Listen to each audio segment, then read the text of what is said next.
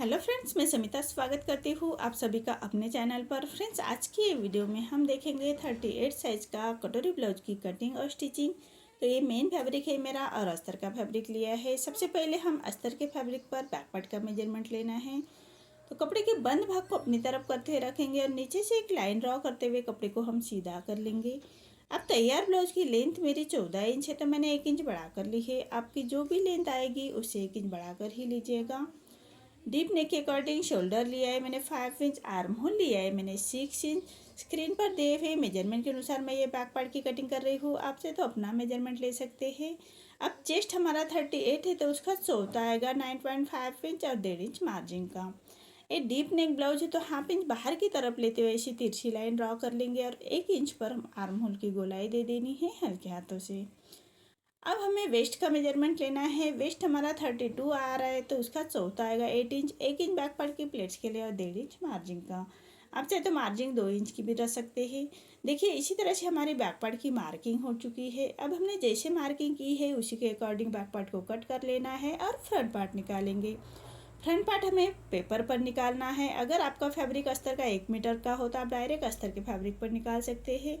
और ये belt blouse है, तो 1 इंच पर हम ऐसे लाइन ड्रॉ कर लेंगे पेपर पर और 1 इंच की लाइन छोड़ते हुए हमें बैक पार्ट रखना है और as it is back part को हम ड्रॉ कर लेंगे।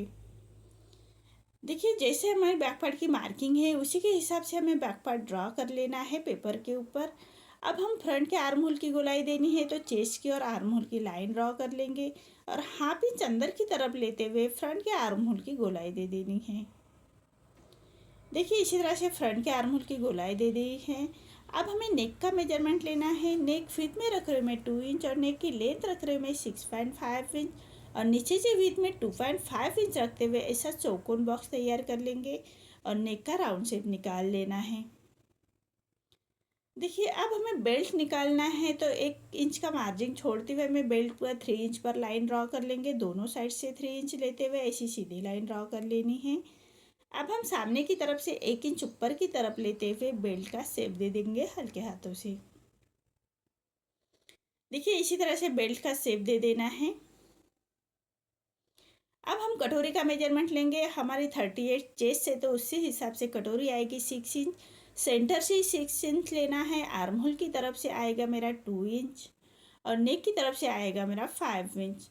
ऐसे पूरे डॉट को हम जोड़ लेंगे। देखिए, इसी तरह से छोटी कटोरी निकल के आ रही है। आर्म होल हमें फ्रंट का ही कट कर लेना है। जैसे मार्किंग की है उसी के अकॉर्डिंग कट कर लेंगे। अब नेक को भी कट कर लेंगे और बेल्ट को भी अलग कर लेना है। देखिए, ये छोटी कटोरी हमारी निकल के आ रही है। अब इसको कैसे बढ़ाते हैं ये भी हम पेपर पर ही उसको बढ़ाएंगे। बढ़ाने के बाद हमें अस्तर के फैब्रिक पर रखते हुए सभी पार्ट कट कर लेने हैं। देखिए, ये छोटी कटोरी हमें पेपर पर रखनी है और एज इट इज़ पूरे साइड से हमें उसको ड्रॉ कर लेंगे। बराबर से रखते हुए ड्रॉ कर लेना है। अब दोनों कॉर्नर से 1.25 इंच बाहर की तरफ लेते हुए उसका सेंटर निकालेंगे और सेंटर से हम 1.5 इंच नीचे की तरफ लेते हुए ऐसी तिरछी लाइन ड्रॉ कर लेनी है दोनों कॉर्नर से।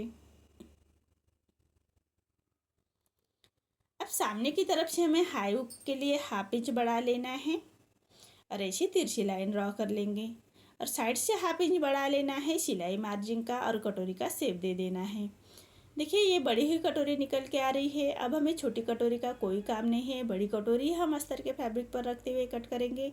देखिए, सभी पार्ट मेरे कट हो चुके हैं और अस्तर के फैब्रिक के साथ और मेन फैब्रिक के साथ भी मैंने कट कर लिया है। मेन फैब्रिक कट करते वक्त हाफ इंच बढ़ाकर ही कट कर लीजिएगा। बैक पार्ट का वीडियो मैं नेक्स्ट वीडियो में लेके आऊँगी डिजाइन के साथ। अभी हम ये वीडियो में फ्रंट पार्ट ही देखेंगे। तो सबसे पहले कटोरी अटैच कर लेनी है मेन फैब्रिक के साथ। तो मेन फैब्रिक पर रॉन्ग साइड पर रखेंगे अस्तर का फैब्रिक और पूरे चारों साइड से हमें स्टिच कर लेनी है। अस्तर के बराबर से ही स्टिच कर लेंगे और जो फैब्रिक हमारा बाहर की तरफ आ रहा है उसको हमें अस्तर के फैब्रिक के बराबर से ही कट कर लेना है। इसी तरह से साइड का पार्ट भी हमें रेडी कर लेना है मेन फैब्रिक पर रॉन्ग साइड पर रखते हुए और पूरे चारों साइड से अस्तर के फैब्रिक के बराबर से ही स्टिच कर लेंगे। अब हमारा जो मेन फैब्रिक बाहर की तरफ आ रहा है उसको हमें अस्तर के फैब्रिक के बराबर से ही कट कर लेना है। इसी तरह से दोनों साइड के पार्ट हम रेडी कर लेंगे। सभी पार्ट हमें मेन फैब्रिक के साथ अटैच कर लेना है। अब हम बेल्ट अटैच करेंगे। बेल्ट हम मेन फैब्रिक पर राइट साइड पर रखेंगे। बेल्ट का फैब्रिक, अस्तर का फैब्रिक, और सबसे पहले 1/2 इंच का मार्जिन कवर करते हुए हमें बेल्ट को अटैच कर लेना है नीचे से। अब छोटे कट्स लगा लेंगे और अस्तर का फैब्रिक पलटाते हुए उसके ऊपर से हमें एक स्टिच कर लेनी है। अब अस्तर का फैब्रिक पलटाते हुए पूरे बेल्ट को हमें रफ स्टिच कर लेनी है। अब मेन फैब्रिक और अस्तर का फैब्रिक अटैच कर लेना है, तो अस्तर के बराबर से ही स्टिच कर लेंगे। और जो हमारा मेन फैब्रिक बाहर की तरफ आ रहा है उसको हमें अस्तर के फैब्रिक के बराबर से ही कट कर लेना है।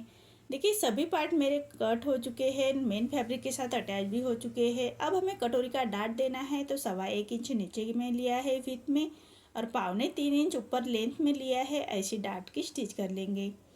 अब साइड का पार्ट भी हमें अटैच कर लेना है कटोरी के साथ। तो खींचने नहीं है, दोनों पार्ट को बराबर से रखते हुए स्टिच कर लेंगे, तभी हमारी ब्लाउज की फिनिशिंग आएगी। अब पट्टी को उसको पलटाते हुए पक्की स्टिच कर लेनी है। देखिए कटोरी मेरी अटैच हो चुकी है। अब हमें बेल्ट अटैच कर लेना है, तो जो हमारा बड़ा हुआ भाग है वो सामने की तरफ ही आना चाहिए। इसी के हिसाब से बेल्ट अटैच कर लेंगे। और जो हमारा डाट का फैब्रिक है उसको फोल्ड करते हुए अंदर की तरफ पलटा लेना है, और जो सिलाई मार्जिन है उसको भी अंदर की तरफ पलटाते हुए स्टिच कर लेनी है, 1/2 इंच का मार्जिन कवर करते हुए। अब इसको पक्की स्टिच कर लेते हैं। देखिए इसी तरह से बेल्ट अटैच हो चुका है। अब हमें हाई हुक की पट्टी चेक कर लेनी है, तो मैं हुक की पट्टी अटैच कर रही हूँ। अस्तर के फैब्रिक की मैंने हुक की पट्टी ली है और 1/2 इंच का मार्जिन कवर करते हुए हुक की पट्टी अटैच कर लेनी है। अब पट्टी को पलटाते हुए पट्टी के ऊपर से हम एक स्टिच कर लेंगे और पट्टी को फोल्ड करते हुए कॉर्नर की स्टिच कर लेंगे।